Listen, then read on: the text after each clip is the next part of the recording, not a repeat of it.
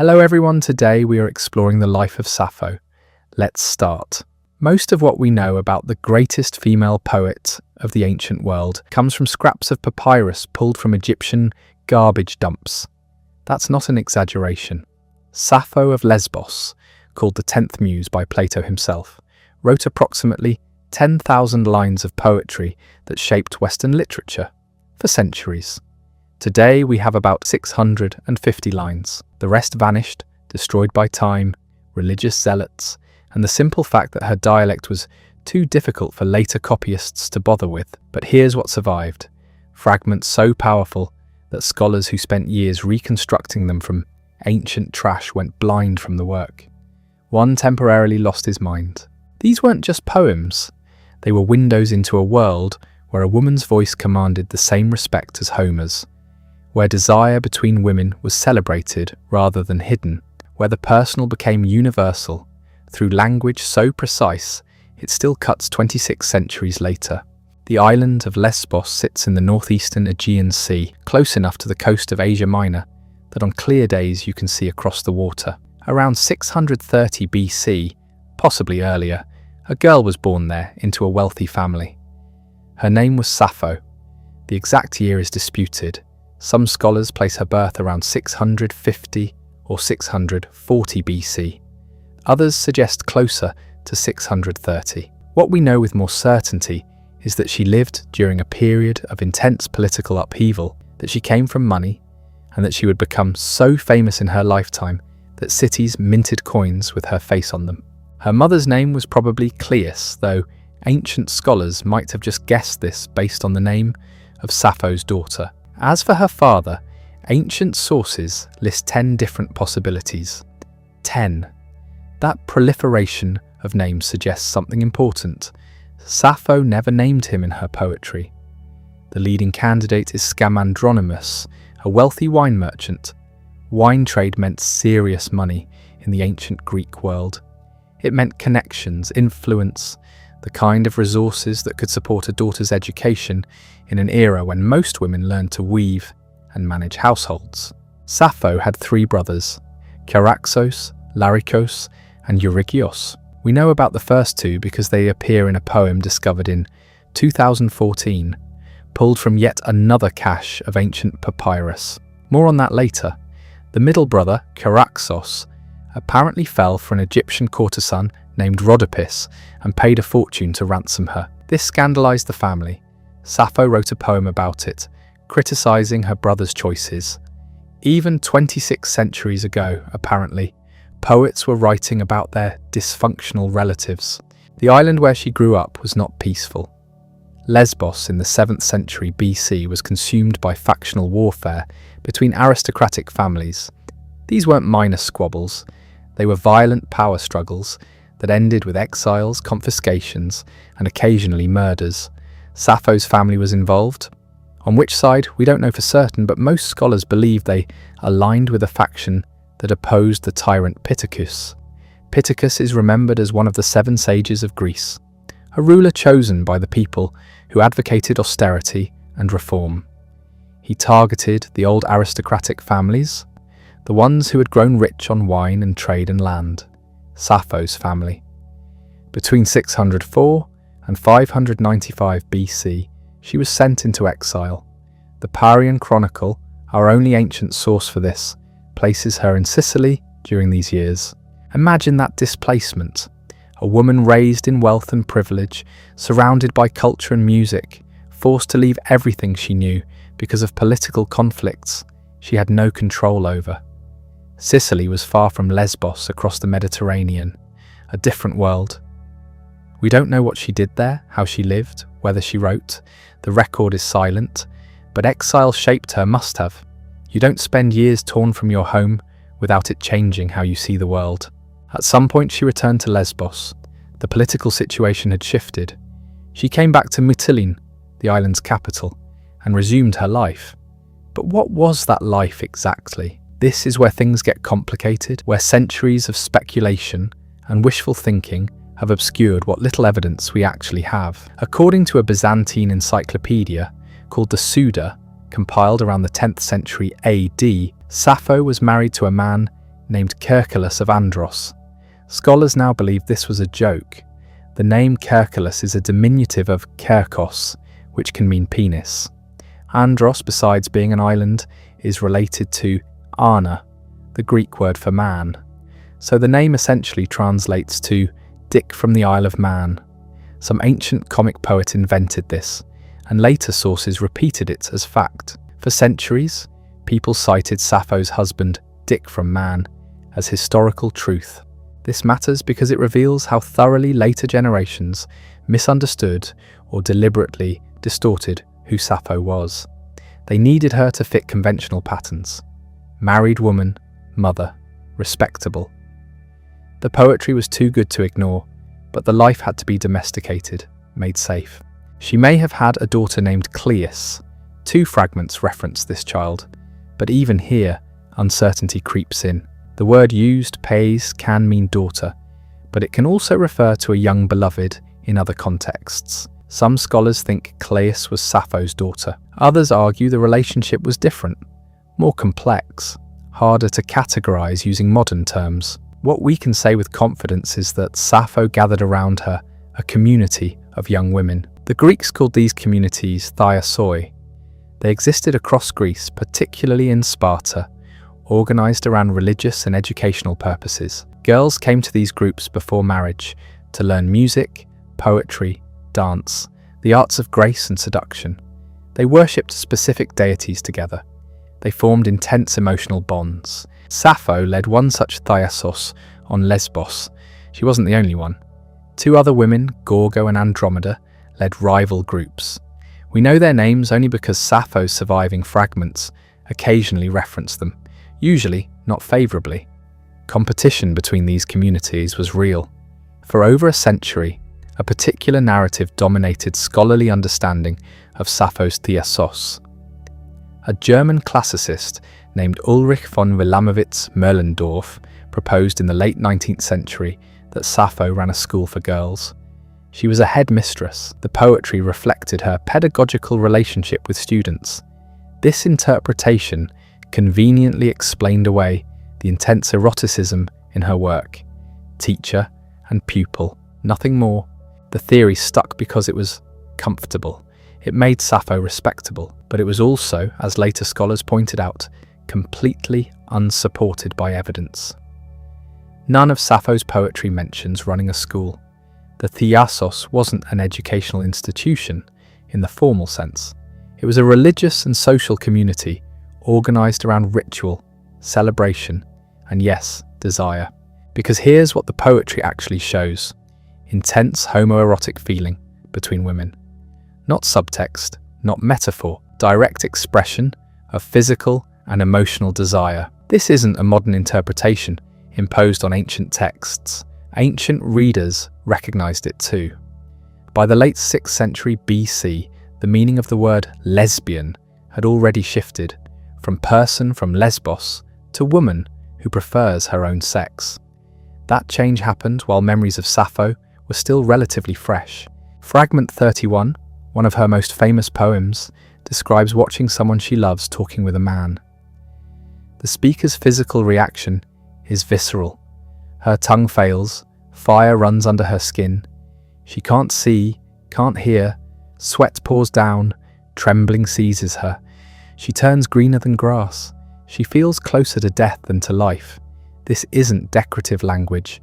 It's the body in extremis, consumed by jealousy and desire. The Ode to Aphrodite, the only complete poem we have, addresses the goddess directly. Sappho asks Aphrodite to help her win over a woman who doesn't return her feelings. The goddess reminds Sappho that she's helped before, that the woman who now flees will soon pursue, that the one who doesn't accept gifts will soon give them, that the one who doesn't love will soon love even against her will. The poem assumes repeated cycles of desire and pursuit, a pattern familiar to anyone who's experienced unrequited longing. Some modern scholars have tried to complicate this reading. They argue we can't call Sappho a lesbian because she wouldn't have understood the term that way. They point out that ancient Greek sexuality didn't map onto modern categories. Glenn Most wrote that Sappho would have had no idea what we mean when we call her homosexual. André Lardinois called the question nonsensical. Page Dubois described it as a particularly obfuscating debate. These scholars aren't wrong about the historical differences in how sexuality was conceived. The ancient Greeks didn't think in terms of sexual orientation as identity, but the attempt to make Sappho's desire for women somehow ambiguous or uncertain, to refuse the label lesbian, often feels like another form of erasure. The poetry celebrates eros between women. Sandra Boehringer puts it simply: Sappho's works clearly celebrate eros between women. That clarity shouldn't be obscured by theoretical complications. The Thiasoi weren't just about desire, though. They were religious communities. Women in these groups worshipped together, performed rituals together, celebrated festivals. Aphrodite appears frequently in Sappho's fragments, as do the Graces and the Muses. The sacred and the erotic weren't separated the way later Christian thinking would separate them. Divine beauty and human beauty reflected each other. Worshipping Aphrodite meant honouring desire, pleasure, the body's capacity for joy. In these communities, girls learned to sing, to dance, to compose poetry, to move through the world with grace and confidence. They formed bonds that would last beyond their time in the Thiasos, beyond marriage, beyond the conventional structures that awaited them. Sappho's poetry often addresses women who have left, who have married and moved away. There's longing in these poems, but also memory, a sense of shared experience that distance can't erase. Fragment 16 begins with different people claiming different things. Our most beautiful. Some say cavalry, some infantry, some ships. But the speaker insists the most beautiful thing is whatever you love. She then invokes Helen of Troy, the woman whose beauty launched 1,000 ships, who left husband and child to follow her desire. The poem connects personal longing to mythic precedent, suggesting that following desire, even when it disrupts social order, has its own legitimacy. This was radical. Not just the content, but the form. Sappho wrote in the first person, speaking directly about her own feelings, her own body, her own experiences. She didn't hide behind mythological narratives or abstract pronouncements. She said, I want, I remember, I feel. That directness, that refusal to universalize or distance emotion, was revolutionary. Her language combined elements from local Aeolic dialect with epic vocabulary from Homer. The phrasing was concise, direct, physically immediate. She could stand apart from her own emotions and examine them with critical clarity, but the emotions themselves lost nothing in that examination. Passion recollected in tranquility, centuries before Wordsworth coined the phrase. She invented a poetic meter that bears her name, the Sapphic stanza, 3 lines of 11 beats followed by a shorter line of 5. That structure, that rhythmic pattern, was copied by poets for the next 2,000 years. Catullus used it in Latin, Horace adapted it, English poets from the Renaissance onward experimented with it. The form itself became a carrier of her influence, spreading far beyond the fragments of her actual words. In her lifetime, Sappho was famous, not just respected, famous. Cities minted coins with her image. Statues were raised in her honour. When Solon, the great Athenian lawmaker, heard a boy singing one of her songs, he supposedly asked to be taught it immediately, so he could learn it and die. Plato called her the 10th muse, adding her to the 9 divine inspirations of art. For centuries after her death, she was simply the poetess, just as Homer was the poet. But fame doesn't guarantee survival, and what happened next would determine whether those 10,000 lines of poetry reached future generations or vanished completely into the Mediterranean dust. The Alexandrian library changed everything. Around 280 BC, 3 centuries after Sappho's death, scholars in Egypt began a project that would determine whose words survived and whose disappeared. They were organizing Greek literature, creating definitive editions, establishing canons, Sappho made the cut. The scholars divided her work into 8 or 9 books. We're not entirely certain which, because ancient sources disagree. These books were organized by meter, each containing poems that shared the same rhythmic structure. The first 3 books each focused on a single metrical pattern. The organization itself tells us something about how they understood her work, as primarily a technical achievement, a mastery of form worth preserving and studying. This Alexandrian edition became the standard text. Copies were made, shipped to libraries across the Mediterranean world. Rome got copies, Athens had them. Anywhere Greek culture reached, Sappho's poetry followed. For the next 700 years, her complete works existed, accessible to anyone who could read Greek and afford access to a library. But accessibility and survival are different things. The Alexandrian edition was written on papyrus scrolls. Papyrus degrades. It tears, gets eaten by insects, crumbles in humidity, burns easily. Every generation needed to make new copies, or the text would vanish. And for 7 centuries, people kept making those copies. Not because they were assigned to, because they wanted to, because the poetry mattered enough to justify the labour. The Romans fell in love with Sappho. Catullus, writing in the 1st century BC, adopted the Sapphic stanza for his own work. He gave his lover in his poetry the name Lesbia, a direct reference to Sappho's island. He translated Fragment 31, her poem about jealousy and desire, into Latin. His poem 51 is essentially Sappho's Fragment 31, wearing Roman clothes, speaking Latin instead of Greek, but keeping the emotional core intact. Other Roman poets followed. Horace experimented with Sapphic meter. Ovid referenced her. Even writers who didn't directly imitate her acknowledged her importance. She was the standard against which female poets were measured, the proof that women could achieve literary greatness. That mattered in a culture that generally dismissed women's intellectual capabilities. But the Roman reception wasn't uniformly positive. Horace called her mascula Sappho, masculine Sappho. Later commentators debated whether this was praise for her poetic achievement in a male-dominated field or criticism of her sexuality. Probably both. The Romans were fascinated by and uncomfortable with the homoeroticism in her work. They couldn't ignore it because it was too central to the poetry, but they also couldn't quite accept it on its own terms. By the 3rd century AD, 900 years after her death, cities were still minting coins with her image. Mytilene, the capital of Lesbos, proudly claimed her as their most famous citizen. The coin showed her portrait, her name, a lyre to indicate her identity as a poet.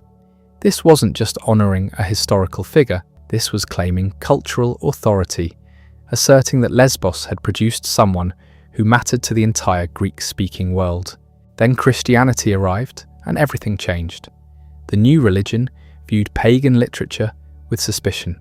Some texts could be tolerated because they contained useful philosophy or historical information. Homer survived because you needed him to understand classical culture. Plato survived because his ideas could be adapted to Christian theology. But lyric poetry celebrating erotic desire between women, that was harder to justify. The attack started early. Tithonus, a Christian writer in the 2nd century, called Sappho a whore who sang about her own licentiousness. This wasn't literary criticism. This was moral condemnation. The poetry itself became evidence of depravity, something that needed to be suppressed rather than preserved. Other Christian authorities agreed. Saint Gregory of Nazianzus condemned her work. Pope Gregory VII, nearly 1,000 years after Tatian, supposedly ordered her writings burned. Whether he actually issued such an order is debated, but the story persisted because it seemed plausible. Of course, the church would want to destroy poetry that celebrated female desire, that placed women's experiences at the centre rather than the margins. But the real threat wasn't fire, it was indifference. Around the 7th century, something shifted. Sappho's poetry had survived longer than most of the other canonical Greek lyric poets. While their works vanished, hers kept getting copied. But by the 7th century, even that stopped. The transition from papyrus scrolls to parchment codices was part of the problem. The new format was better for preservation, but required active decisions about what to copy. You couldn't just transfer everything. You had to choose. And increasingly, people chose not to copy Sappho. Not necessarily because they hated her work, but because it wasn't useful anymore. It didn't teach Christian virtue. It didn't provide practical information. It was beautiful, but beauty wasn't enough. Around the 9th century, Byzantine scribes began using a new handwriting style, minuscule script, which was more compact and efficient than the older uncial letters. This required copying texts again into the new format. It was another decision point, another opportunity to let things disappear. And with Sappho, that's exactly what happened. There's no evidence her work was ever copied into minuscule script. The last generation of readers who had access to her complete poetry existed sometime in the 8th or 9th century. After that, nothing. Well, almost nothing. Quotation survived.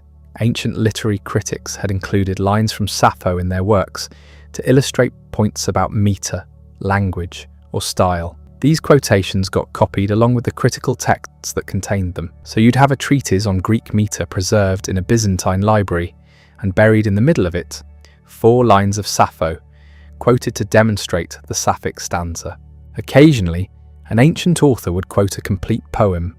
Dionysius of Halicarnassus, writing in the 1st century BC about literary composition, included the full text of the Ode to Aphrodite to demonstrate Sappho's skill. His treatise survived when her poetry didn't, so that one complete poem made it through, not because anyone cared about preserving Sappho specifically, but because scholars wanted to preserve Dionysius's analysis. These scattered quotations were all that remained accessible for over 1,000 years. Medieval and Renaissance scholars knew Sappho existed. They knew she'd been considered great. They had fragments, tantalizing glimpses, but the overwhelming majority of her work was gone, vanished somewhere between the 9th century and the Renaissance, lost in the transition from one writing technology to another, casualties of changing tastes and religious attitudes. The fragments that survived shaped how later generations understood her. Without access to her complete works, people filled in the gaps with imagination and prejudice. Medieval writers knew she was a famous female poet from Lesbos. They knew she wrote about love. They had a few fragments that mentioned women. From this, they constructed narratives. One persistent legend claimed she fell in love with a ferryman named Faeon, who rejected her, leading her to throw herself from the Leucadian cliffs. This story appears nowhere in her surviving poetry. It probably originated in Greek comedy, where writers invented absurd scenarios about real people for laughs. But without her actual work to contradict it, the legend stuck. It served a purpose. It made her comprehensible to audiences uncomfortable with the idea of a woman who loved women. She became a tragic romantic figure, dying for unrequited heterosexual love, safely contained within conventional narratives. The real Sappho, the one who wrote about desire for women with unprecedented directness, faded behind this invented version. Renaissance scholars knew better, or should have. They had access to ancient literary criticism that discussed her work more accurately. But the Faeon legend was dramatic, tragic, easy to depict in art. Paintings showed her leaping from cliffs, eyes fixed on the distant ship carrying her beloved. It was nonsense, but it was compelling nonsense. Meanwhile, the actual manuscripts were rotting in Egyptian garbage dumps. Literally. Ancient Egypt used papyrus for everything. When documents became obsolete, they were discarded. Over centuries, these dumps accumulated layers of papyrus trash. The dry climate preserved it in ways that wouldn't have worked anywhere else. In humid regions, organic materials decay. In Egypt's desert climate, they desiccate and survive. Nobody knew this treasure existed. The dumps were just piles of ancient garbage in the sand, occasionally raided by locals looking for fertilizer. The papyri they contained, if anyone noticed them at all, seemed like worthless scraps. Who cared about documents written in dead languages, torn and faded and fragmentary? Then in the late 19th century, archaeologists started paying attention. Excavations near Oxyrhynchus, a Greek-Egyptian town, began turning up papyri by the thousands. Most were mundane: tax records, personal letters, shopping lists, legal contracts, the everyday documentation of ancient life. But mixed in with the administrative debris were literary texts, fragments of Homer, lost plays by Greek dramatists, and incredibly, pieces of Sappho. The first discoveries happened in 1897. Two British archaeologists, Bernard Grenfell and Arthur Hunt, started excavating garbage dumps at Oxyrhynchus. They weren't looking for Sappho specifically, they were looking for anything. But when they started sorting through what they'd found, there she was. Lines of poetry in archaic Greek, written in the meters described in ancient literary criticism. The handwriting dated the manuscripts to the 2nd or 3rd century AD, over 800 years after Sappho's death, but still ancient enough to potentially preserve accurate texts. The fragments were in terrible condition, torn, faded.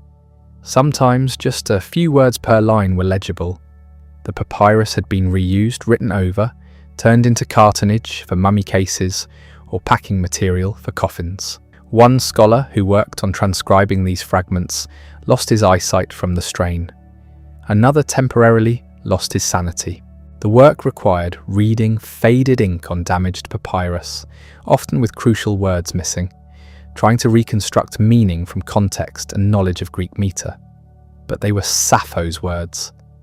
After more than 1,000 years of having only scattered quotations preserved in other authors' works, suddenly there were new fragments, not complete poems mostly, but substantial pieces, enough to get a sense of her range, her themes, the emotional landscape of her work.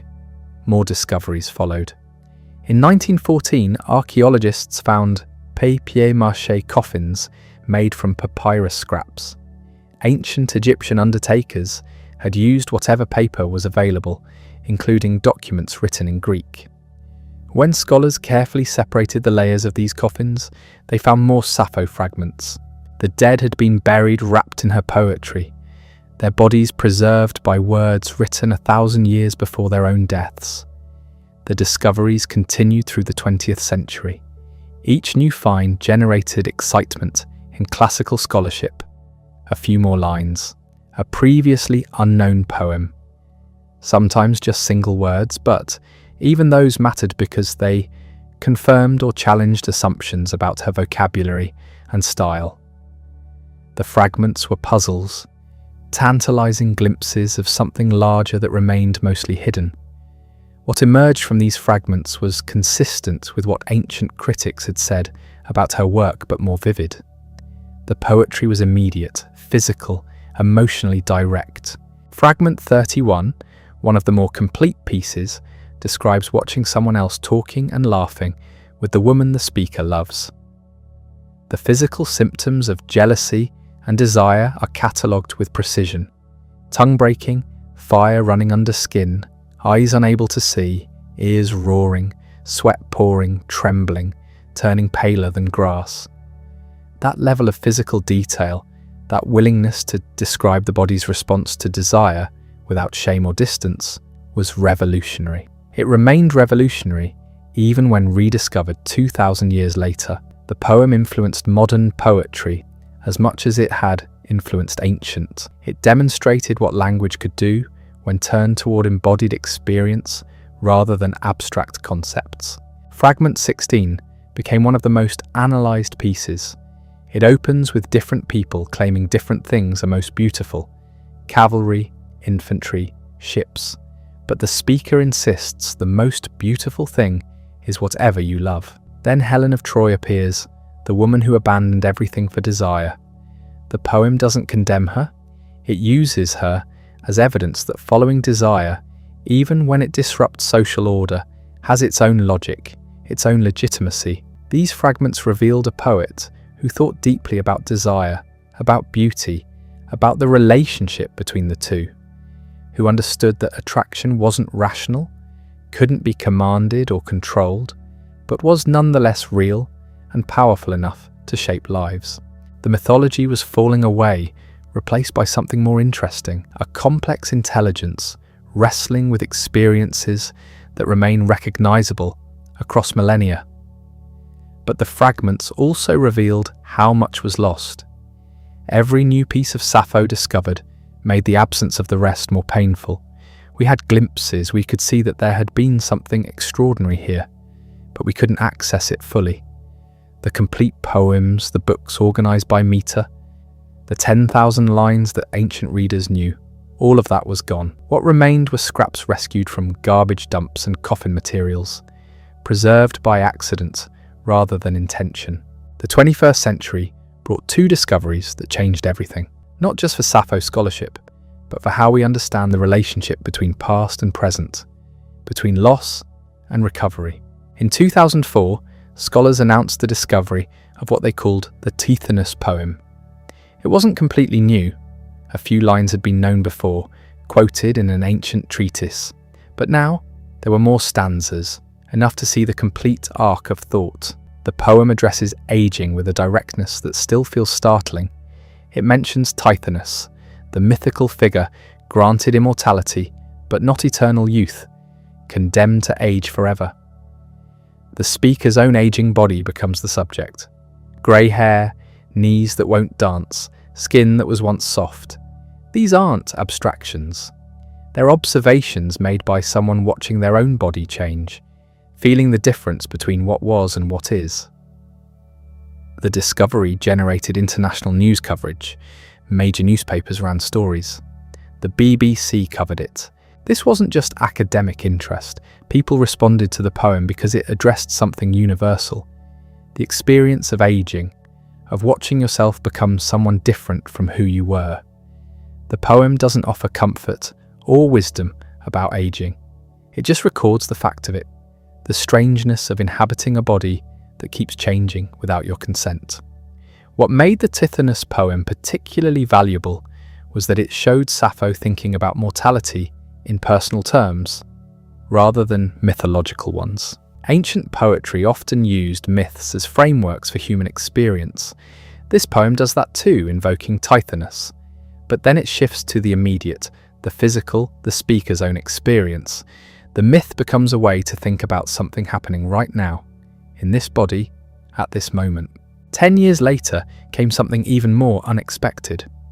In 2014, scholars announced the discovery of what became known as the Brothers poem. This one was completely unknown. No ancient source had ever quoted it. No fragment had survived in previous discoveries.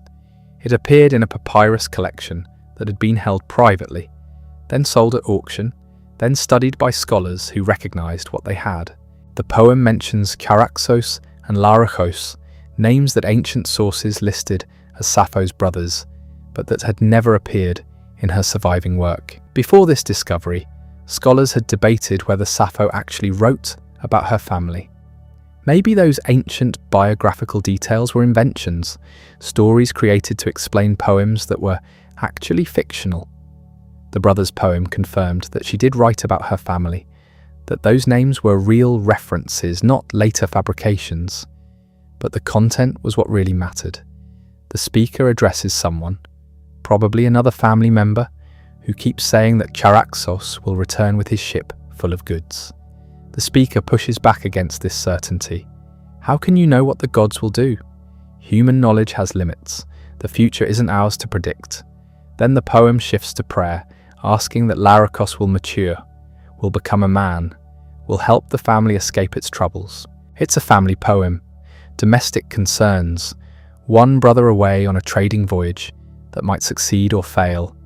Another brother, still young, not yet the man he needs to become. The speaker caught between hope and worry, between what she wants to believe and what she knows she can't control. This wasn't the Sappho of mythological grandeur or erotic intensity. This was someone dealing with ordinary family anxiety, the kind that transcends centuries, because families still work this way. We still worry about siblings.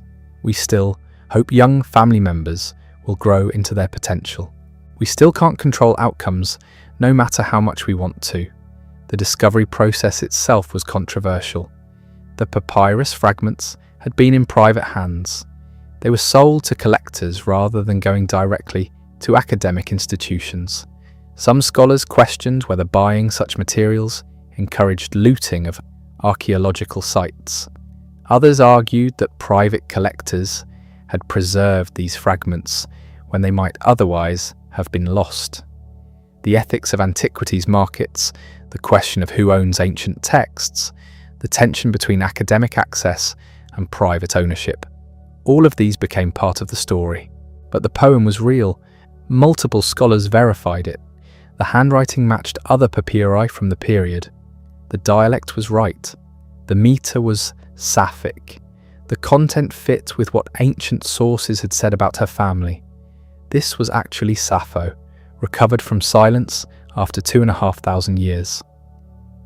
What both discoveries revealed was how much we still don't know.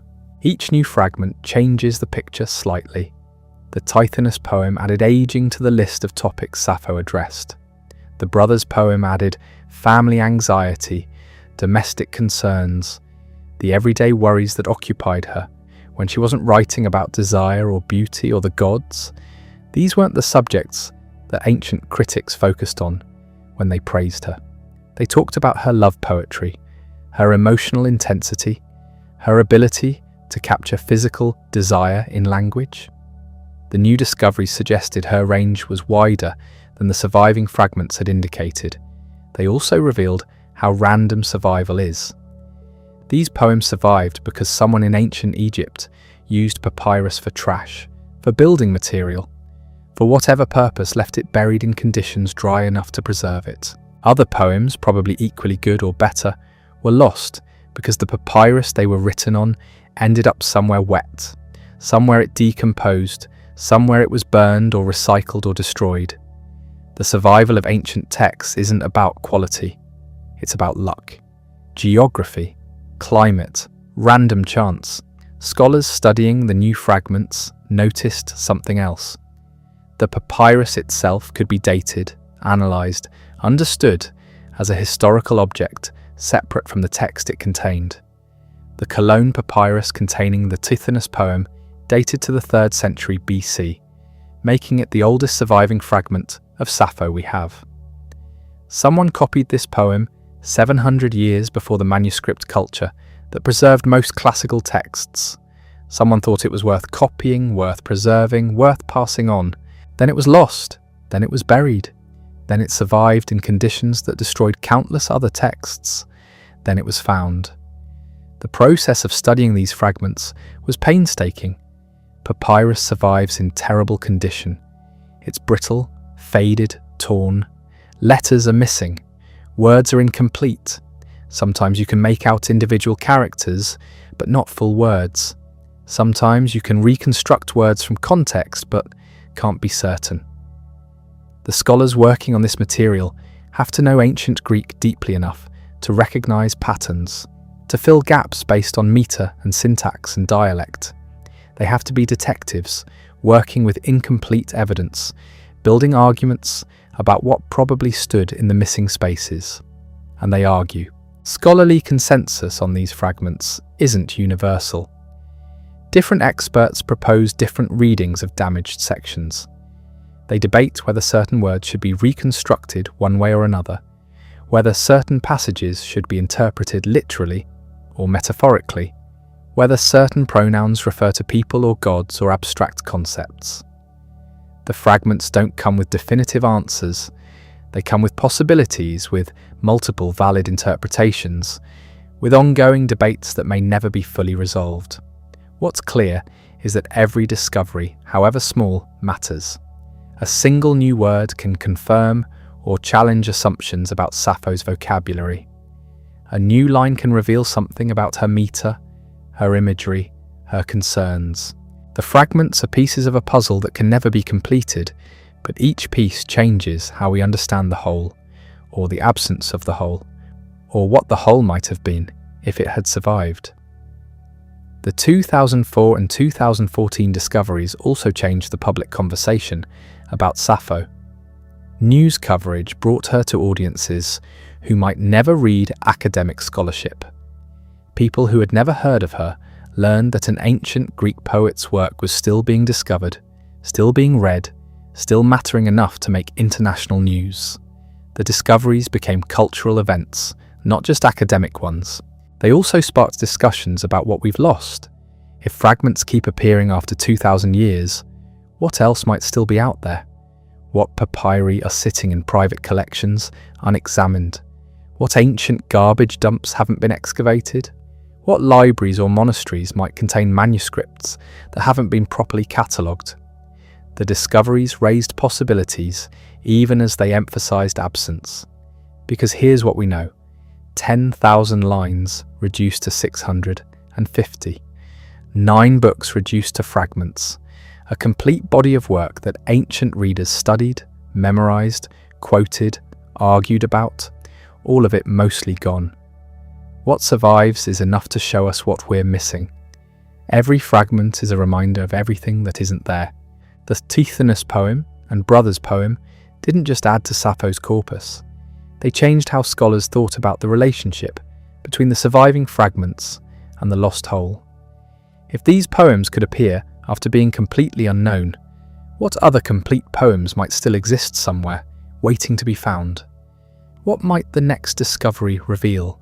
The answer is we don't know. That's the point. The archive isn't closed.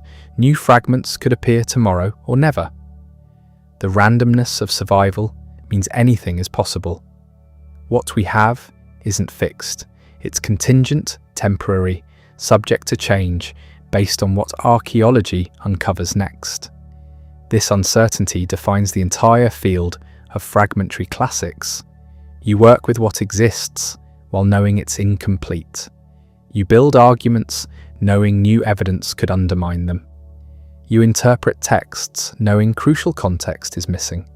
You accept that definitive answers aren't available, that ambiguity is permanent, that the questions will always exceed the answers, but the fragments we have, however incomplete, however damaged, however random their survival, they still work. They still communicate across the void of time. They still show us someone thinking about desire, about beauty, about aging, about family, about the gods, about everything that occupied human attention then and occupies it now.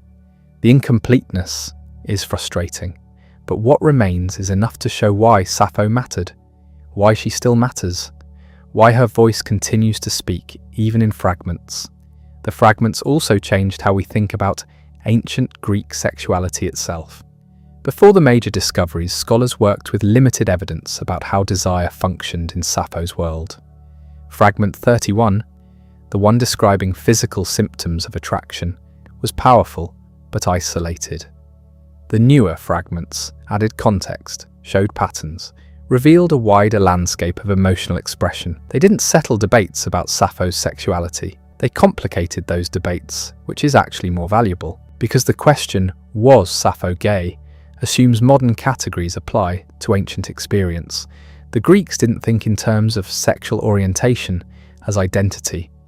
They thought about desire, about acts, about social roles. The word lesbian comes from Lesbos, from Sappho's island, but the meaning evolved over centuries in ways Sappho herself couldn't have predicted. She lived in a world with different frameworks for understanding attraction between women. Her poetry describes intense feelings for female subjects. That's undeniable. Whether she acted on those feelings, whether they were reciprocated, whether they were physical or purely emotional, these questions matter less than what the poetry actually does. It creates language for desire that hadn't existed before. It makes certain experiences visible, expressible, worthy of art. The The fragments show someone thinking carefully about beauty, about longing, about the physical effects of attraction. Fragment 31 is famous partly because it's so specific. The person watching someone else talk and laugh with another person experiences a cascade of physical symptoms. Tongue breaks, fire races under skin, eyes can't see, ears roar, sweat pours, trembling takes over. The speaker becomes greener than grass, seems nearly dead. This isn't abstract. This is a body responding to desire with overwhelming force. Other fragments are gentler but equally direct. Fragment 96 describes someone walking among Lydian women like the moon surpassing stars. Fragment 16 argues that the most beautiful thing isn't cavalry or infantry or ships, but whatever you love. These aren't theoretical statements. They're assertions about desire's primacy, about how attraction reorganizes perception, makes one person or thing more valuable than anything else. The brothers' poem added a different dimension. It showed Sappho worrying about family, about her brother Thiasos returning safely from a trading voyage, about her other brother Lyrical becoming a man. The personal voice isn't only concerned with desire, it's also concerned with ordinary family anxieties, with practical matters, with hoping for good outcomes in situations beyond anyone's control. This matters because it prevents Sappho from being reduced to a single theme. Yes, she wrote about desire. She also wrote about family, about gods, about flowers and evening and music. The fragments that survive are biased towards certain subjects because later writers quoted what interested them. Ancient grammarians preserved lines that illustrated unusual dialect forms. Christian writers sometimes quoted her to criticize her morals. Romantic passages were copied because they were beautiful. But the original corpus, the 10,000 lines, must have contained enormous variety. Religious hymns, wedding songs, poems for public occasions, personal reflections, observations about nature, comments on politics. The fragments we have are samples, not a representative collection. They show us what survival bias looks like. What got quoted, what got written on papyrus that ended up in Egypt. What happened to be used as mummy wrapping. This randomness shaped what endured. So when we read Sappho, we're reading accident and intention simultaneously. She intended to write these poems. She didn't intend for them to survive in this form. Scattered, incomplete, sometimes reduced to single words. The survival was accidental, determined by forces she couldn't have imagined. Desert climate, burial practices, scholarly interests, religious censorship, all of it beyond her control. Yet the voice remains recognizable across the damage. Even in fragments of a few words, you can hear distinctive qualities: directness, precision, emotional intensity without melodrama. She doesn't overwrite. She doesn't explain too much. She trusts the image, the detail, the gesture to carry meaning. Fragment 105 is just 2 words in Greek, like the sweet apple that reddens on the branch top. On the top of the topmost branch, the apple gatherers forgot it. No, they didn't forget it. They couldn't reach it. That's it. A ripe apple on the highest branch, unreachable. The fragment breaks off. But you understand what it's describing. Something desirable that can't be obtained. Something perfect that remains untouched because of distance or difficulty. The image does everything. It doesn't need explanation. You see the apple bright against leaves, impossibly high. You understand immediately what this represents. Desire for something out of reach. The fragment's incompleteness almost enhances it. The thought trails off, leaves you with the image, with the longing it implies. Fragment 168b is even shorter. The moon has set and the Pleiades, midnight. Time passes. I lie alone. 5 lines, maybe 6 depending on reconstruction. But the loneliness is absolute. The astronomical details mark time passing. The speaker is awake, alone, aware of time moving while she remains solitary. The brevity intensifies it. These tiny fragments demonstrate something crucial about Sappho's technique. She works through concrete images, specific details, precise observations. She doesn't abstract, she doesn't generalize. She shows you the moon setting, the apple unreachable, the physical symptoms of desire, and trusts you to understand what they mean. This approach influenced poetry for the next 2,000 years.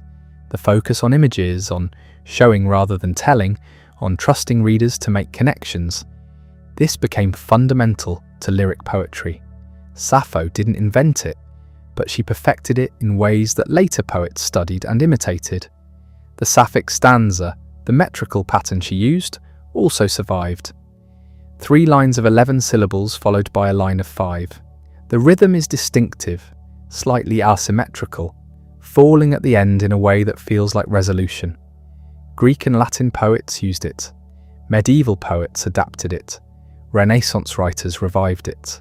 Modern poets still experiment with it. The meter carries associations now. When you write in Sapphic stanzas, you're invoking Sappho, deliberately connecting your work to hers. The form has become inseparable from her name, from her themes, from the fragments that survive. It's a ghost of her complete work, a pattern that outlasted the poems it originally structured. But the influence goes beyond technical elements. Sappho changed what poetry could be about. Before her, Greek poetry was mostly epic, concerned with heroes, battles, gods, public events.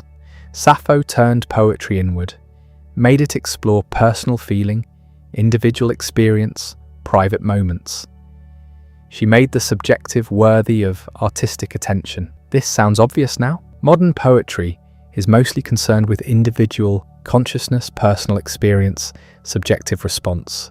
But someone had to demonstrate that this territory was worth exploring, that private feelings could generate art as powerful as public narratives. Sappho did that.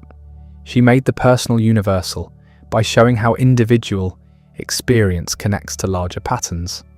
When she describes desire's physical effects, she's describing something specific to her moment, her situation, her body. But she's also describing something anyone who's experienced intense attraction recognizes. The specificity becomes universal. The individual becomes representative. This is how lyric poetry works, and Sappho was among the first to fully realize its possibilities. The fragments also show technical mastery. The language is precise, economical, musical. Aeolic Greek, the dialect Sappho wrote in, has particular sonic qualities, softer than Attic, more vowel sounds, different rhythms. Reading Sappho in Greek, even fragmentary Greek, reveals how carefully she crafted sound patterns. English translations can't fully capture this. The music is lost in translation, the specific sounds, the way words echo each other, the rhythmic subtleties. What remains is structure, imagery, emotional content. But the sonic dimension, the reason these poems were sung with lyre accompaniment, that's mostly inaccessible to non-Greek readers. This creates a fundamental problem. Most people encountering Sappho read translations. They're reading interpretations, reconstructions, attempts to convey something that exists primarily as sound and rhythm in a dead language. The translations are valuable, necessary, often beautiful. But they're not Sappho. They're responses to Sappho, versions of Sappho, translations of fragments of Sappho. The distance is enormous. Original poems, complete in Aeolic Greek, sung to music, performed for specific audiences, became fragments, reconstructed, translated, printed, read silently. Every step moves further from the original experience, yet something survives the journey. The core remains recognizable, even through all the transformations. This resilience suggests something essential about the work. It's not just beautiful sounds in a specific language. It's also ideas, images, emotions that translate across time and language. The apple on the highest branch works in any language. The physical symptoms of desire remain comprehensible across cultures. The loneliness of lying awake alone transcends historical specificity. So Sappho survives not despite the fragments, but through them. The incompleteness forces readers to engage actively, to fill gaps, to imagine what's missing. Complete poems might be admired, studied, appreciated. Fragments demand participation. They require readers to become collaborators, co-creators, partners in meaning-making. Every reconstruction is interpretation. Every translation is creation. Every reading of Sappho involves building something from ruins, making wholeness from pieces, finding patterns in remnants. This active engagement keeps her work alive in ways that perfect preservation might not. The fragments are also democratic in a strange way. Because so much is missing, readers from different backgrounds, different times, different perspectives can find different things. The gaps allow for multiple interpretations, diverse readings, ongoing conversations. If the complete corpus survived, it might be more fixed, more settled, less open to reinterpretation. The fragments resist closure. They don't resolve into single meanings. They remain open, suggestive, productive of endless commentary and debate. This openness is partly accident, the result of physical destruction, but it's also become the work's defining characteristic. Sappho means fragments. Fragments mean possibility, multiplicity, ongoing discovery. And discoveries continue. The 2014 findings weren't the last. In 2018, papyrus fragments in a private collection revealed more lines from the brothers' poem. In 2021, researchers using new imaging technology found previously invisible text on papyri already in collections. The archive keeps yielding surprises. Each discovery changes the landscape slightly. A new word might confirm a hypothesis or undermine it. A new line might clarify a reference or complicate it. The fragments are unstable, constantly being reread, reconsidered, recontextualized. What we know about Sappho is always provisional, always subject to revision based on what might be found next. This uncertainty defines classical scholarship generally, but it's especially acute with Sappho. The ratio of lost to surviving is so extreme. The fragments are so compelling. The desire for more is so intense. Every discovery feels like a gift and a reminder of everything still missing. Every new fragment raises hopes that the next find might be even more substantial, even more revealing. The hope is understandable but probably misplaced. The major finds have likely already happened. Oxyrhynchus has been excavated. Most major papyrus collections have been digitized and examined. New imaging technologies might reveal previously invisible text on known fragments, but the chances of discovering substantial new poems are slim. The garbage dumps of Egypt have been picked through. What remains are private collections, unprovenanced fragments, pieces that might surface through the antiquities market.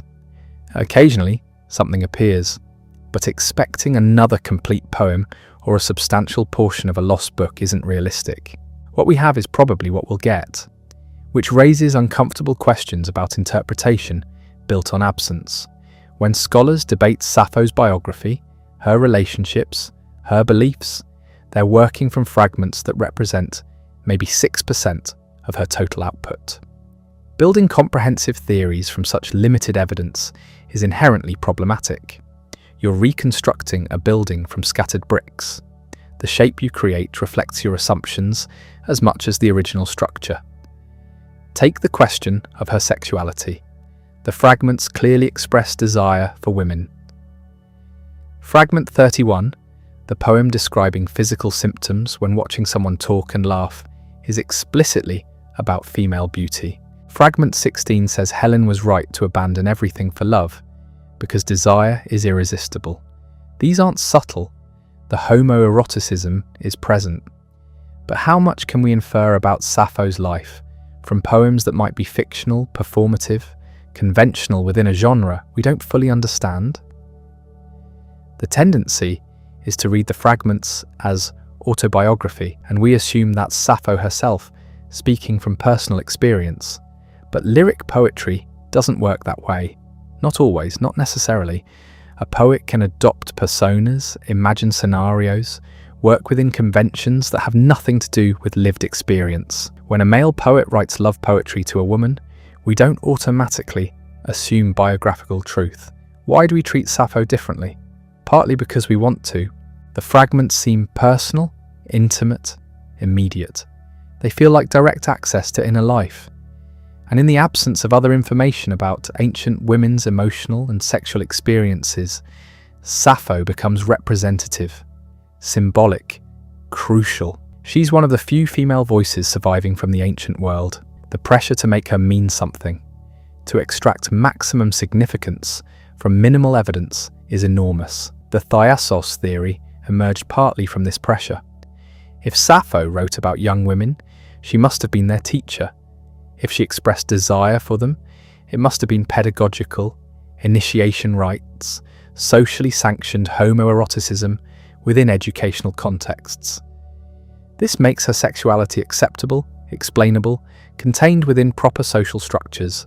It removes the threatening possibility that she was just a woman writing about wanting other women outside any institutional framework. The evidence for the Thiasos is thin. None of Sappho's surviving fragments mention it. Ancient sources don't describe it. The entire construction rests on comparative evidence from Sparta and assumptions about how aristocratic girls were educated. It might be true, or it might be scholars projecting what they need to believe to make Sappho fit acceptable categories. We don't know. The fragments don't tell us. What they do tell us, with absolute clarity, is that someone wrote extraordinarily beautiful poetry about desire, loss, beauty, memory, and the gods. That poetry was preserved because it was recognized as exceptional. It survived partial destruction, cultural transformation, religious censorship, linguistic change, and technological shift from oral performance to written text, to print, to digital. That's the fact that matters. The biographical details, while fascinating, are secondary to the work itself. And the work, even in fragments, even in translation, even stripped of music and performance context, remains powerful. Fragment 31 still communicates the physical reality of desire. Fragment 16 still captures the pull of love against duty. The apple fragment still evokes the beautiful and unattainable. These images work across time and culture because they're rooted in human experience that doesn't fundamentally change. Bodies still respond to desire the same way. People still choose love over obligation. Beautiful things still remain out of reach. Sappho's influence on later poetry is substantial but complicated to trace. Roman poets like Catullus and Horace adopted her meters and themes. They referenced her explicitly, paid homage, imitated her style. Catullus even translated Fragment 31 into Latin. But they were working from complete texts we no longer have. Their Sappho was different from ours, more complete, more contextualized. When medieval and Renaissance poets rediscovered Sappho, they encountered something closer to what we have now. Fragments, pieces, hints of what had been. The Sapphic stanza survived as a formal structure, even when the poems themselves were lost. Poets used the meter without necessarily understanding the content. The form became detached from its origin, a technical exercise, a way to demonstrate classical learning. Some poets, particularly women poets, claimed Sappho as a predecessor, a model, proof that women could write serious poetry, but they often had to defend her against accusations of immorality. Sappho's reputation in later periods oscillated between reverence for her artistry and discomfort with her sexuality. The Victorian period particularly struggled with this. They admired Greek culture but needed it to be morally pure. Sappho presented a problem. Her fragments were too explicit to ignore, too beautiful to dismiss, too valuable to classical studies to abandon. The solution was to explain her desire as something other than what it appeared to be. Scholarly affection, pedagogical warmth, conventional poetic tropes, anything except actual sexual desire for women. This required creative reading, selective translation, and willful misinterpretation. Fragment 31 became about admiration of virtue. The physical symptoms were aesthetic appreciation. The context was educational. The gymnastics were impressive. By the 20th century, this became unsustainable. The fragments were too clear. The Evidie, NC too strong. Sappho wrote about desiring women. Accept it or reject the poems entirely. Most scholars accepted it, though debates continued about terminology and historical context. The question shifted from whether Sappho was homosexual to whether using modern terms like lesbian or homosexual made sense for an ancient Greek poet who lived in a completely different cultural framework for understanding sexuality. This debate reveals something important about how we use the past. Sappho matters to contemporary discussions about sexuality because she provides historical precedent, evidence that same-sex desire isn't modern invention or Western decadence. She's claimed as an ancestor, a forerunner, proof of continuity, but this instrumentalization risks distorting what the fragments actually show. Sappho wrote in a specific cultural context with different assumptions about gender, sexuality, marriage, and social organization. Her experience wasn't identical to modern lesbian experience. The differences matter as much as the similarities. Using her as simple validation ignores historical specificity. Yet the desire for connection, for lineage, for evidence that people like us existed in the past is legitimate and powerful. Sappho provides that evidence. She's one of the few places where we can see ancient female desire expressed in a woman's voice. That makes her invaluable, even if the connection is complicated, even if the fragments don't give us everything we want. The fragments also matter for what they show about poetry itself, about what language can do. Sappho's style is distinctive, even in translation. Short words, simple syntax, concrete images, minimal abstraction. She doesn't explain feelings, she shows physical manifestations. The trembling, the speechlessness, the cold sweat. She doesn't describe beauty in general terms, she gives you specific details. The apple on the branch, the purple cloth, the girl's laughter. This directness, this precision, this trust in image over explanation became foundational to lyric poetry. Later poets learned from this. The modernist emphasis on concrete imagery, on showing rather than telling, on trusting the reader to make connections, all of this has roots in Sappho's technique. Ezra Pound's imagism, H.D.'s fragments, even contemporary poetry's tendency toward brevity and suggestion rather than elaboration, these connect to Sapphic aesthetics, not through direct influence necessarily, but through a shared understanding of how poetry works most effectively. The fragments also demonstrate something about how art survives. Complete works can be admired, studied, preserved carefully. Fragments force engagement. They demand interpretation. They resist passive consumption. Reading Sappho requires work, imagination, participation. You have to fill gaps, make connections, decide what words might be missing. This active reading creates investment. The fragments become partly yours because you've had to complete them in your mind. This might explain their endurance. They're not finished objects to be appreciated from a distance. They're ongoing puzzles, permanent questions, inexhaustible sources of possibility. Each reader, each translator, each scholar creates a slightly different Sappho based on how they fill the gaps. All these Sapphos coexist. None is definitive. The original is lost. So what remains is this multiplicity, this chorus of voices all responding to the same fragmentary evidence in different ways. That's not a failure of scholarship. It's the condition of the work. Sappho exists now primarily as interpretation, as response, as ongoing conversation about what these pieces mean and how they fit together. And then there's the question of what gets lost when fragments become the primary mode of encounter. Reading Sappho means reading incompleteness. You never get the full poem, the complete thought, the finished structure. Every fragment cuts off mid-sentence, mid-image, mid-emotion. This creates a particular aesthetic experience, one that privileges suggestion over statement, implication over declaration. But it's not what Sappho intended. She wrote complete poems. They had beginnings, middles, and ends. They developed arguments, told stories, created emotional arcs that resolved. We don't have any of that except in the Ode to Aphrodite. Everything else is interrupted transmission, partial signal, broken message. This matters because the fragmentary nature has become so associated with Sappho that it's hard to imagine her work any other way. The brokenness feels essential, part of the aesthetic rather than an accident of preservation.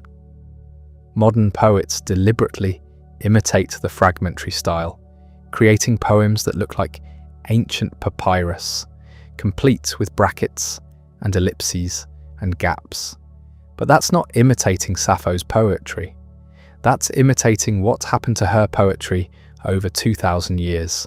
The actual poems, when she wrote them, were whole. They had 7 stanzas, or 12, or however many the composition required.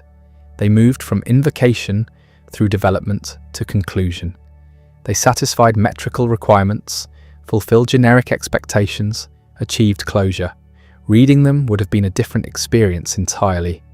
Not this haunting incompleteness, this pregnant silence, this modernist fragmentation before modernism existed. Just finished lyric poems, elegant and complete. We can't recover that experience. Too much is gone. But recognizing the difference matters, because it prevents us from romanticizing the loss, from treating destruction as aesthetic choice. The fragments are beautiful, partly because they're fragments, because the gaps force our imagination to activate, because we participate in creating meaning.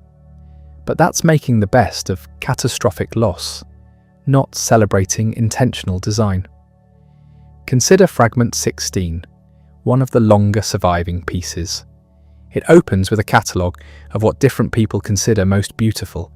Some say cavalry, some infantry, some ships. But I say, it's whatever you love. Then it pivots to Helen of Troy as example, the most beautiful woman who left everything for love. The fragment breaks off while still developing this argument. We don't get the conclusion, the return to the opening theme, the final statement about the beloved that presumably completed the thought. Without the ending, the poem feels modern, elliptical, trusting the reader to complete the logic. With the ending, it would have been more conventional, more clearly structured, more rhetorically complete. Which version is better? Impossible to say since we only have one. But the fragmentary version has influenced modern poetry in ways the complete version might not have. The incompleteness creates power through what's unsaid. Or, take fragment 31, the poem that describes physical symptoms of desire. Tongue breaks, fire runs under skin, eyes see nothing, ears roar. It's visceral, immediate, overwhelming, but it also breaks off. We don't know if there was a final stanza that reflected on these symptoms, that interpreted them, that contextualized them within some larger framework. Maybe the poem just catalogued sensations and stopped. Or maybe there was more, a turn toward resolution or understanding or prayer. The fragment gives us intensity without closure, which feels very contemporary, but that might be accidental rather than intentional. This uncertainty extends to almost everything about Sappho's work. We don't know what meters she used for most poems because we don't have enough consecutive lines. We don't know how she structured longer compositions because we don't have any complete longer compositions. We don't know her range because we're missing most of what she wrote. The 9 books of poetry, organized by meter according to Alexandrian editors, contained thousands of lines. We have fragments of some poems from some books. The rest is silence. What survives represents maybe 7% of her total output. And that 7% is weighted towards certain types of poems because of how survival happened. Love poetry got quoted more often by later authors interested in emotional expression. Religious hymns and family poems and occasional pieces for public performance, these had less quotable content, fewer memorable lines that later writers wanted to reference, so they disappeared more completely. The Sappho we have is already filtered through ancient editorial choices about what was worth preserving, then filtered again through medieval copying practices, then filtered again through the random survival of papyri. Each filtering changed the picture. The Alexandrian editors selected and organized based on their criteria. Medieval copyists preserved what interested them or what their patrons requested. Papyri survived or didn't based on environmental conditions in Egyptian garbage dumps. None of this was designed to give us a representative sample of Sappho's work. We got what accident and various biases allowed to survive. This means making any general statement about Sappho's poetry is risky.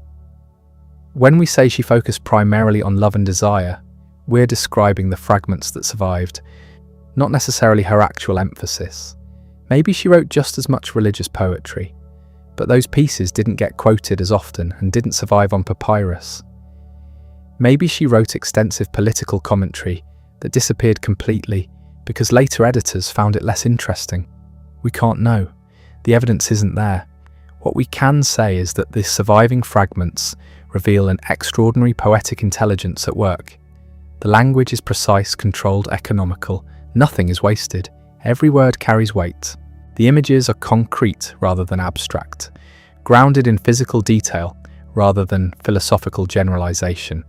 She shows rather than tells, trusts the specific instance to convey larger meaning.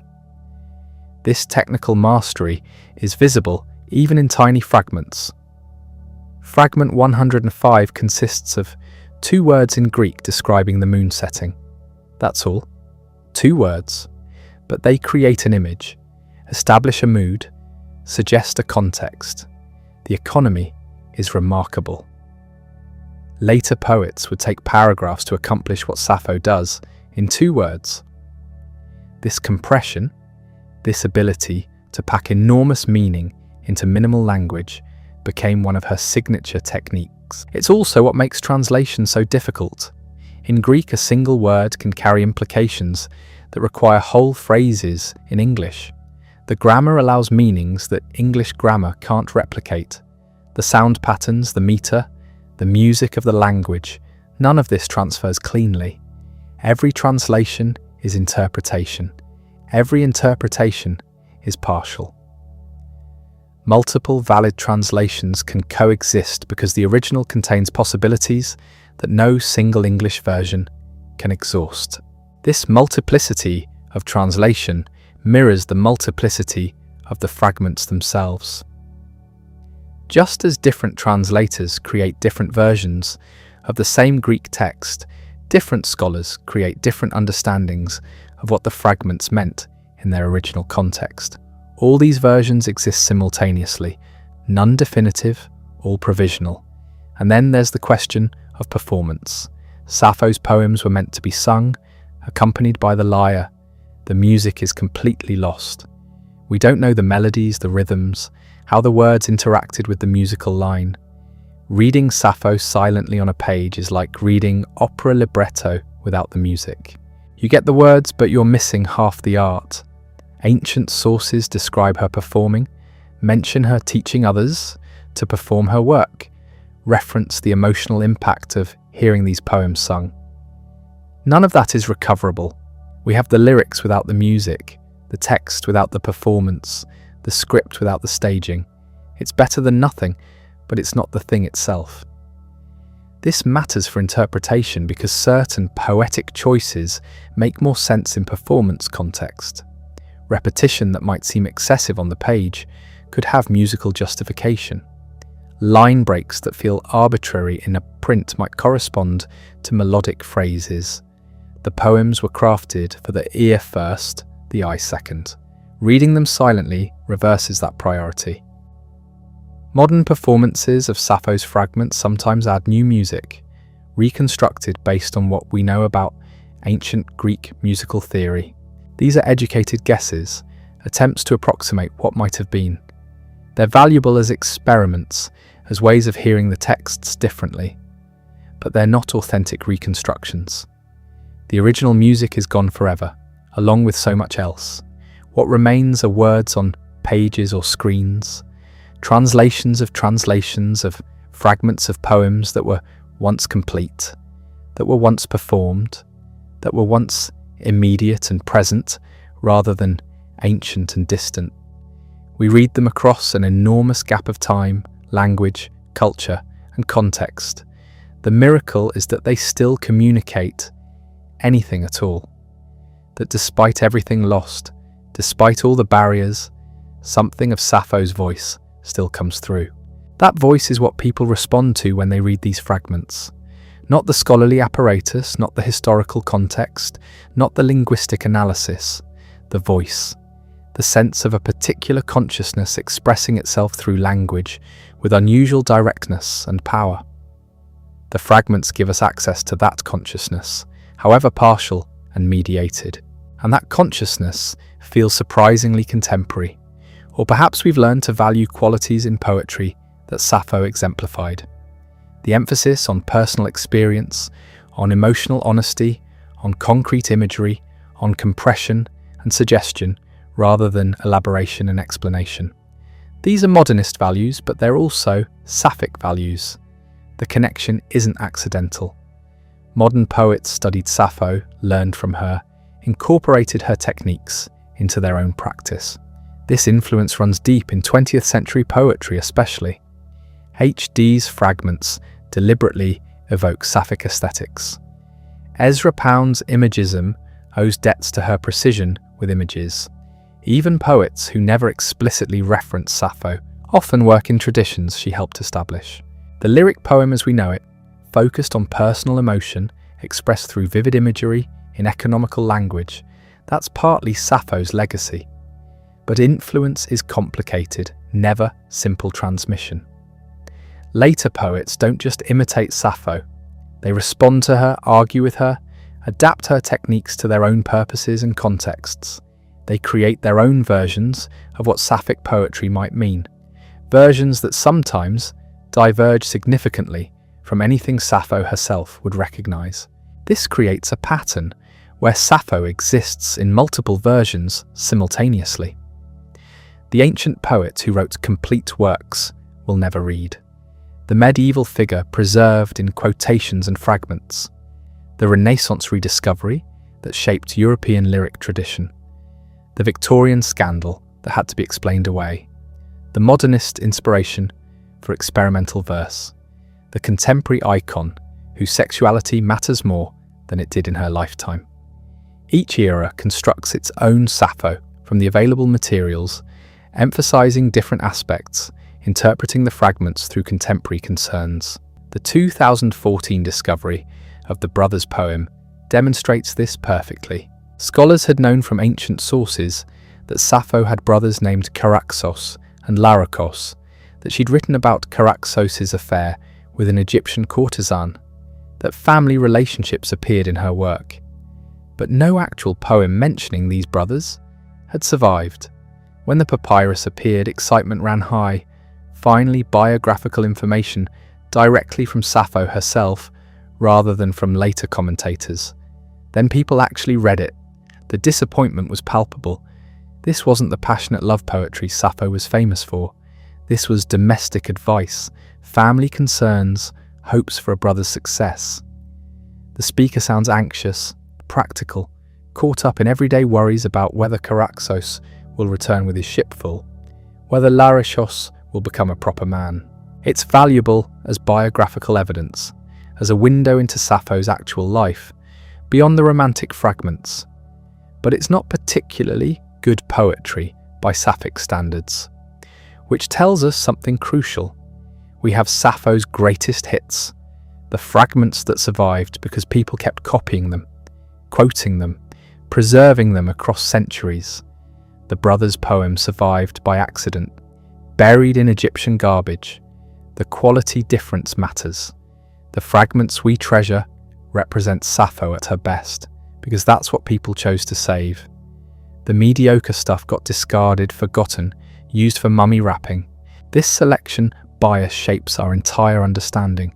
We're not reading a representative sample of Sappho's work. We're reading what ancient and medieval readers considered worth preserving, plus whatever happened to survive by chance. The resulting picture is skewed toward love poetry, toward passionate fragments, toward the poems that shocked and amazed readers, enough that they kept copying them despite their controversial content. Her actual poetic range was probably wider. The ancient sources mention wedding songs, hymns to gods, poems about family and community. Most of that's gone. What remains creates an image of Sappho as primarily a love poet, which may or may not reflect how she saw herself or how her contemporaries understood her work. The death legend compounds the distortion.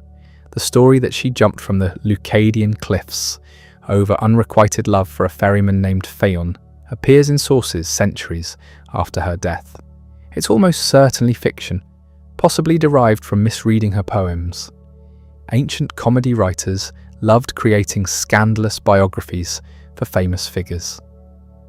Sappho got the tragic romantic death to match her passionate love poetry. Modern scholars reject the Faeon story as legend, but it persists in popular imagination because it's narratively satisfying. The great love poet dies for love. Never mind that she probably lived into old age, that the fragment suggests someone thinking about aging and mortality rather than leaping dramatically from cliffs. The legend is better theatre than reality. What we do know about her actual life comes mostly from the brothers' poem and scattered references in later sources. She was from Lesbos, from a wealthy family involved in local politics. She went into exile, probably during political upheavals, around 600 BC, spent time in Sicily, eventually returned home. She may have had a daughter named Cleas, though even that's uncertain since the relevant fragment could be read differently. The husband's name recorded in ancient sources, Kirkilas of Andros, is almost certainly a joke. Kirkilas is apparently a diminutive of a word meaning penis, and Andros can mean both the island and of man. The ancient equivalent of Dick Olcock or something similarly crude. Comic poets invented absurd names for historical figures. Sappho got assigned a husband whose name is basically an obscene pun, which suggests that even in antiquity, people were inventing details about her life to fit their assumptions about what a female poet's biography should include. She had to have a husband. If the real name wasn't known, invent one. The invention reveals the anxiety. How do you explain a woman achieving literary greatness in a culture that restricted women's public roles? The Thiasos theory attempted one explanation. Sappho ran a kind of finishing school for aristocratic girls, teaching them music and poetry and proper behaviour. This makes her socially acceptable, gives her a conventional female role as educator of young women. The problem is there's no evidence for it in her actual poems. Later, scholars proposed it to make Sappho respectable, to explain away the homoerotic content as pedagogical rather than romantic. Recent scholarship has moved away from the schoolteacher model, acknowledging that it was invented to sanitize Sappho's sexuality. The poems describe desire, longing, jealousy, passion. Reading them as educational exercises requires ignoring their emotional content. Better to accept that we don't fully understand the social context that made Sappho's poetry possible, and that our categories don't map neatly onto ancient realities. The sexuality question remains contentious precisely because it matters so much to contemporary readers. Sappho as lesbian icon serves important cultural functions, provides historical validation for identities often denied legitimacy. Claiming her as definitively homosexual becomes politically significant. But imposing modern identity categories on ancient texts creates its own distortions. Ancient Greek culture didn't have our concepts of sexual orientation as identity categories. They had different ways of organizing and understanding desire.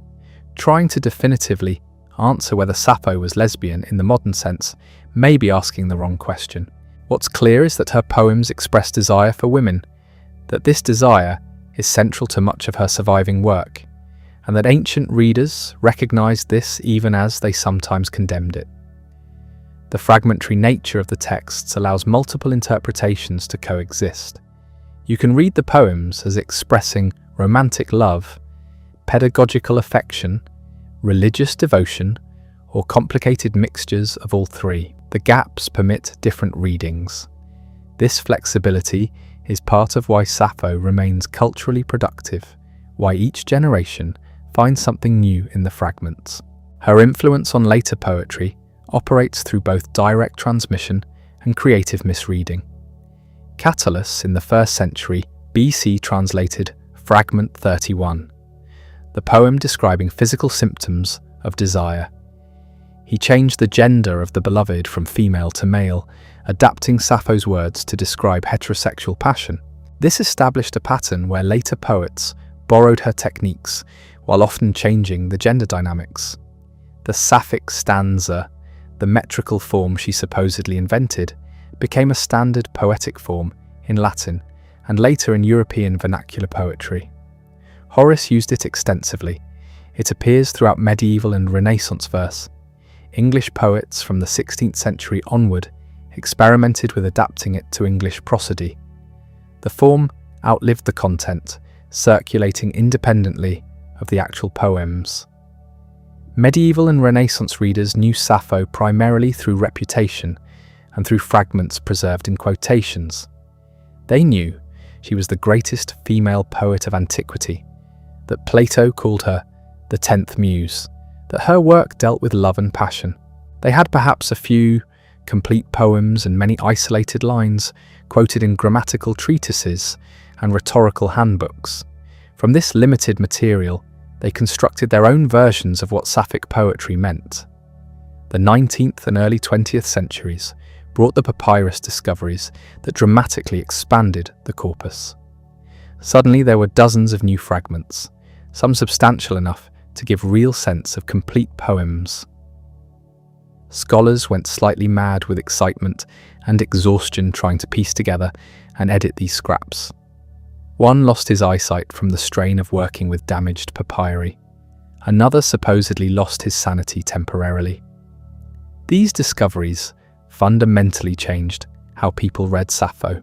Instead of a legendary figure known mainly through reputation, she became a poet whose actual words could be studied, analysed, translated. The fragments were still fragmentary, still damaged and incomplete, but there was enough material to support serious literary study. The translations that emerged reflected their translators' assumptions and agendas. Victorian versions often sanitized the content or emphasized the aesthetic qualities while downplaying the erotic. Early 20th century modernist translators emphasized the fragmentary nature, presented the poems as broken artifacts that embodied modernist fragmentation. Later feminist translators focused on recovering women's voices and experiences from patriarchal history. Each translation is also an interpretation, a set of choices about how to render ancient Greek into modern English, what to emphasize, what to explain, how to handle ambiguities. No translation is neutral or definitive. They're all arguments about what Sappho means, what matters in her work, how we should read these texts. The question of authenticity haunts all of this. How do we know a particular fragment is actually by Sappho? Ancient sources sometimes attributed poems to her that were probably by other poets. Medieval copyists made errors. Modern editors sometimes combine fragments from different sources into composite texts that may not represent anything Sappho actually wrote as a complete unit. The scholarly apparatus tries to sort this out, assigning different levels of confidence to different fragments. Some are certainly authentic, preserved in reliable ancient quotations. Others are probably Sappho, but can't be confirmed absolutely. Still others are possibly hers or might be by contemporaries writing in similar styles. The uncertainty is frustrating but unavoidable given the evidence. What remains after all these qualifications and uncertainties is a body of poetry that continues to move readers despite its fragmentary state. The Ode to Aphrodite still works as a prayer to the goddess of love. Fragment 31 still captures the physical experience of desire with startling precision.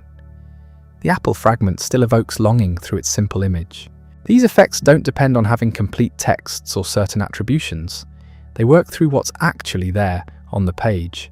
Sappho's legacy isn't finally about the biographical details we'll never fully recover or the complete poems we'll never read. It's about the fragments that survived, the words that still speak across 26 centuries, the sense of a particular consciousness expressing itself through language with unusual intensity and skill. That consciousness feels surprisingly present despite the enormous gaps in transmission, despite everything lost, despite all the mediation. Modern readers encounter Sappho through multiple filters: translation, scholarly editing, cultural assumptions, contemporary concerns. We can't read her innocently or directly. We can't know for certain what she intended or how her original audiences understood her work, but we can still read what survives and find it remarkable. The fragments create their own kind of poetry, beautiful precisely because they're incomplete, suggestive because they leave so much unsaid. That's the strange gift of the fragmentary text. It invites participation, requires imagination, makes room for readers to complete what's missing. Sappho's poems, as we have them, are collaborations between her ancient words and our contemporary reading. The gaps become productive spaces where meaning generates itself through interaction between text and reader. This isn't what Sappho intended. She wrote complete poems for specific performance contexts. But intention doesn't control reception. The fragments have their own life now, independent of original purpose. They've become something new through the process of transmission and loss. What we read when we read Sappho is both her work and the work of history itself, poetry shaped by time and chance and survival. The voice we hear is real, the product of a particular person writing in particular circumstances, but it's also constructed, assembled from fragments, translated across languages, interpreted through contemporary frameworks. Both things are true simultaneously. That's the paradox of reading ancient poetry, the double vision required to see both the original and the mediated version, to recognize the distance while still connecting with what speaks across it. The final discovery won't change what matters most.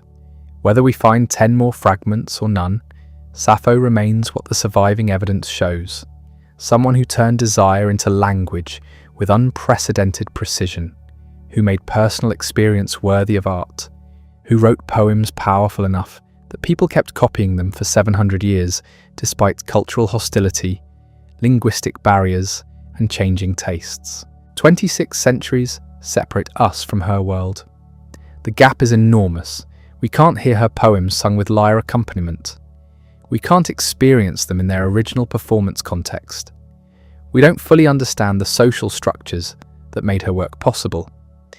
We're missing 93% of what she wrote, but 650 lines survived against impossible odds, through fires and floods and deliberate destruction, through the transition from papyrus to parchment to print to digital, through languages that died and religions that condemned her and empires that rose and fell. The words survived because they mattered to someone in each generation who encountered them, someone who chose to copy them rather than let them disappear.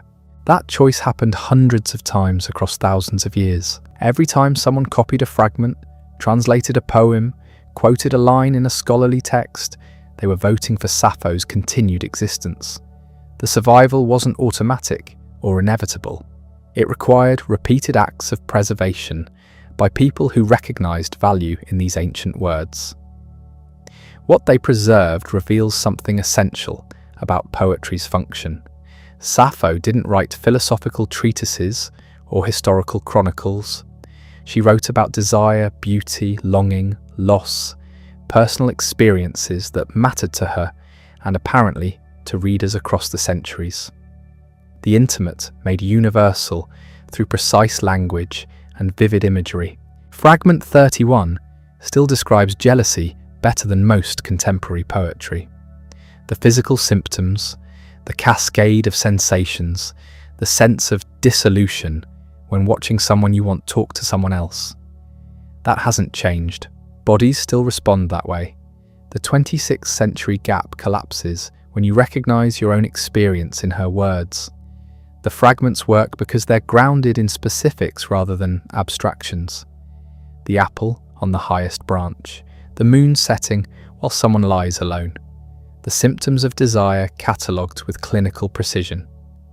These images transcend their original context because they're rooted in physical reality that remains constant across time. Modern poetry owes her debts often unacknowledged. The emphasis on concrete imagery, on showing rather than telling, on compression and economy of language, on personal experience as legitimate subject matter. These became foundational principles partly through Sappho's example, not through direct influence always, but through a tradition she helped establish that shaped how lyric poetry developed. The fragmentary nature adds something unexpected. The gaps force active reading, demand imagination, require participation. Complete poems can be admired passively. Fragments insist on collaboration between ancient text and contemporary reader. You have to fill the silences, imagine what's missing, create meaning from pieces. This makes each encounter with Sappho slightly different. What you bring to the fragments determines what you find there. Different readers, different translators, different scholars all create their own versions based on how they complete the gaps. All these versions coexist, none definitive, all provisional. That multiplicity is appropriate for a poet whose complete works are lost. We can't recover the original, so what remains is interpretation, response, ongoing conversation about what these pieces might mean. The conversation has continued for 26 centuries. It won't end. New fragments may appear, technology improves, collections get digitized, private holdings surface. The archive isn't closed, but even without new discoveries, the existing fragments generate endless readings, translations, adaptations. They're inexhaustible because they're incomplete, productive precisely because they resist closure. Sappho's actual biography remains mostly unknown. We have scraps of information, probable details, legends that are certainly false. The woman herself is lost behind her work. What survives is the voice, the consciousness expressing itself through language with unusual directness and power. That voice speaks across the enormous gap of time, culture, language, and context. It speaks through damaged papyrus and uncertain attribution and multiple translations. It speaks in fragments that break off mid-thought, mid-image, mid-emotion, but it speaks. The miracle isn't that we have complete understanding. The miracle is that we have anything at all. That words written on an island in the Aegean Sea around 600 BC survived to reach readers in the 21st century. That despite everything working against preservation, despite deliberate destruction and accidental loss and simple neglect, these fragments endured. They endured because they're extraordinary, because the language achieves effects that made readers want to preserve it even when they condemned its content, because the images stick in memory, because the emotions feel true across centuries. The fragments we have represent maybe 7% of what Sappho wrote. 7%. The rest is gone, destroyed, lost, vanished into Mediterranean dust. But that 7% changed poetry. It demonstrated what personal lyric could achieve. It showed that individual experience could become universal through precise language and vivid imagery. It proved that a woman's voice could command the same respect as Homer's. Ancient readers called her the 10th Muse. They minted coins with her image. They quoted her work for 700 years. Then most of it disappeared. What remained were scraps, pieces, fragments, pulled from garbage dumps and mummy wrappings. Enough to show what was lost, enough to demonstrate that something extraordinary had existed. The scraps are all we have. They're also enough. Because poetry doesn't require completeness to work. It requires language that creates effects, images that generate meaning, voices that feel authentic. Sappho's fragments do all of that despite their damaged state. The apple on the highest branch, the moon setting while someone lies alone. The physical symptoms of desire catalogued with startling precision. These images work because they're grounded in experience that remains recognizable.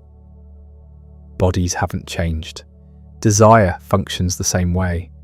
Loneliness feels identical across millennia. What Sappho did was find language adequate to these experiences. Language that didn't explain or abstract but showed, captured, embodied. That achievement survives fragmentation. It survives translation. It survives 26 centuries of transmission and loss. The voice we hear reading these fragments is both ancient and immediate. Ancient because it comes from a world utterly different from ours, a culture with different assumptions about gender, sexuality, religion, politics, everything. Immediate because it speaks about experiences that remain constant, emotions that transcend historical specificity. That double quality defines the fragment's power. They're simultaneously distant and present, foreign and familiar, lost and recovered. Reading them requires holding multiple perspectives simultaneously, seeing the historical context while also recognizing contemporary resonance, acknowledging what's missing while appreciating what remains. The fragments teach us something about how art survives, not through perfect preservation, but through repeated acts of transmission by people who recognized value. Not because institutions mandated it, but because individuals chose to copy rather than discard. The survival was never guaranteed. It required thousands of small decisions across centuries.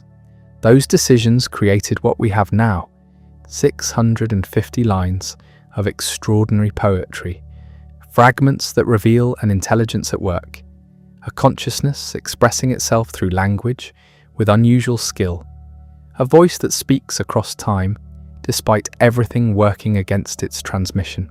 Sappho wrote 10,000 lines. We have less than 7%. The loss is catastrophic. What remains is miraculous. Both things are true. The catastrophe makes the miracle more remarkable. That anything survived at all. That these particular fragments made it through when so much else was lost. That we can still read words written 26 centuries ago and find them moving, surprising, relevant. The fragments won't give us everything we want. They won't answer all our questions about Sappho's life, her beliefs, her relationships, her world. They'll remain partial, damaged, uncertain, but they'll continue speaking to anyone willing to listen, to fill the gaps, to participate in creating meaning from ruins.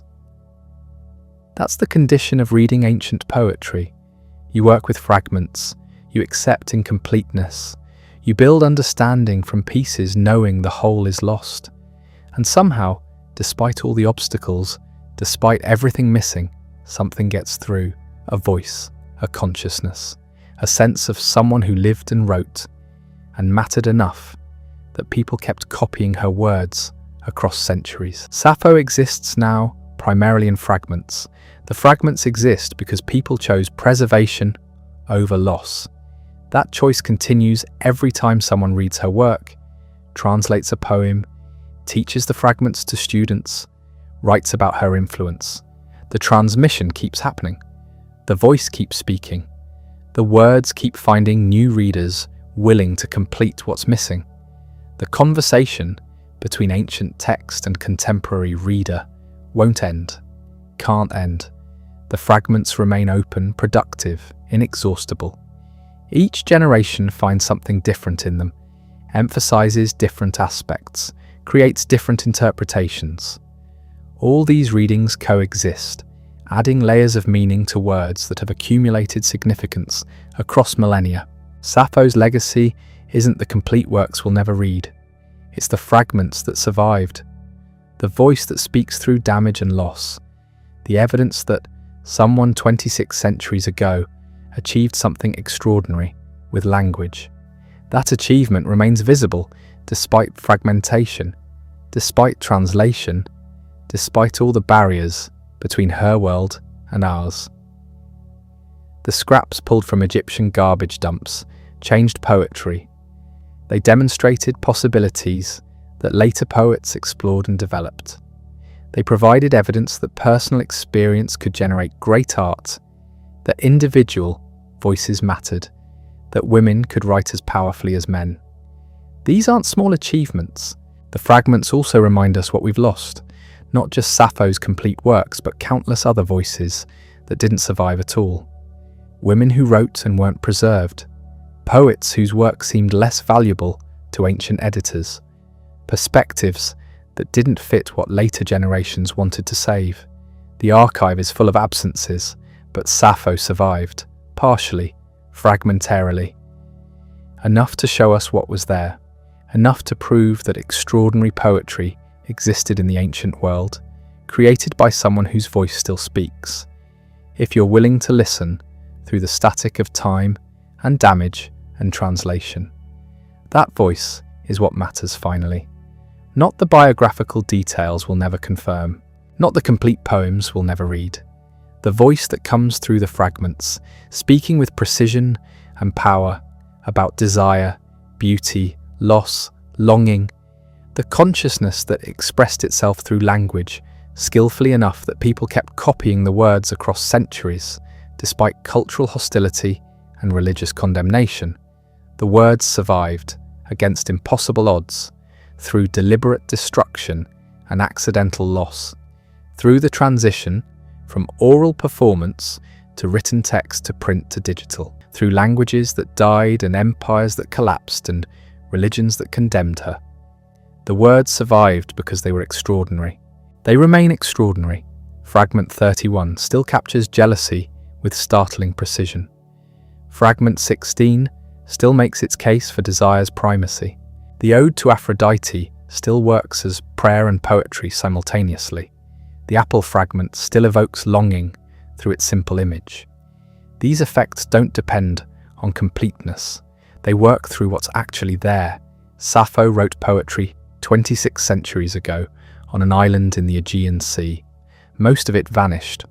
What remained was enough to change how poetry works, to influence writers across 2 millennia, to provide evidence that women's voices matter, to demonstrate that personal experience can become universal through precise language.